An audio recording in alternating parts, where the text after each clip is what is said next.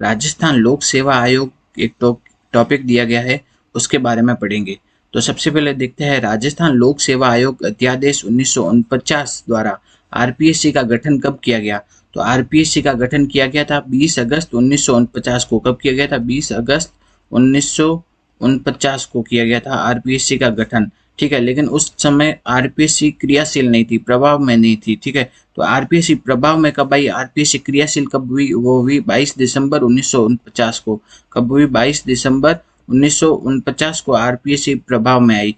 तो आरपीएससी का गठन तो कब किया गया? 20 अगस्त 1949 को, और आरपीएससी प्रभाव में आई 22 दिसंबर 1949 को। ठीक है, तो आरपीएससी का गठन आरपीएससी अध्यादेश राजस्थान लोक सेवा आयोग अध्यादेश 1949 के द्वारा किया गया था। ठीक है, अब हम आगे देखते हैं कि प्रारंभ में जब आरपीएससी का गठन किया गया था तो आरपीएससी का मुख्यालय कहाँ पे था? जयपुर में था। ठीक है, प्रारंभ में आरपीएससी का मुख्यालय जयपुर में था, लेकिन एक समिति है, उसकी सिफारिश के आधार पर आरपीएससी का मुख्यालय बाद में जयपुर से कहाँ कर दिया गया? अजमेर कर दिया गया।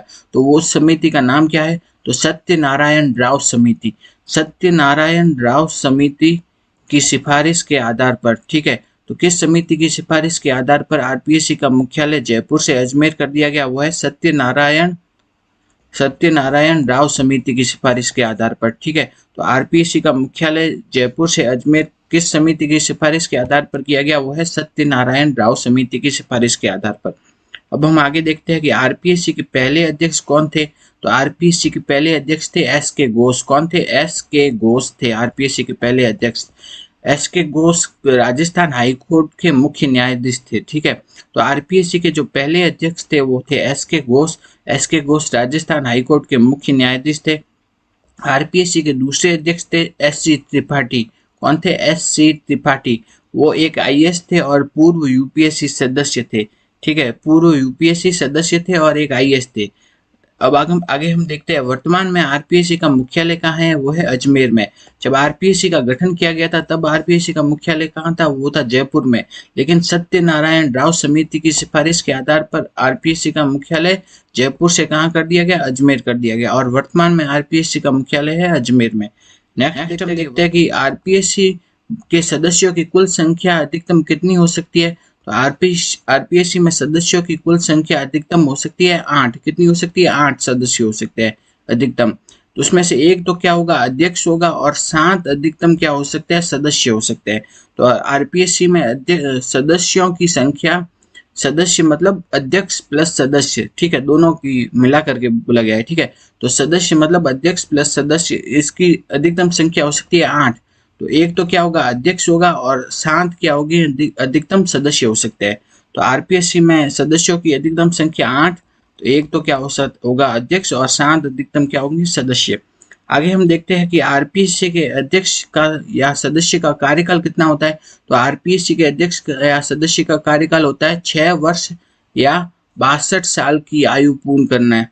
ठीक है, या तो उसने 6 वर्ष का कार्यकाल पूरा कर लिया हो, 6 वर्ष का कार्यकाल पूरा कर लिया हो, या फिर 62 साल की आयु पूर्ण कर ली हो। ठीक है, तो इन दोनों में से जो भी उसने पहले किया है उसके आधार पर आरपीएससी के सदस्य का या अध्यक्ष का कार्यकाल होता है। अब हम आगे देखते हैं कि आरपीएससी अध्यक्ष का जो पद है वो क्या है? एक संवैधानिक पद है। क्या है? संवैधानिक पद है।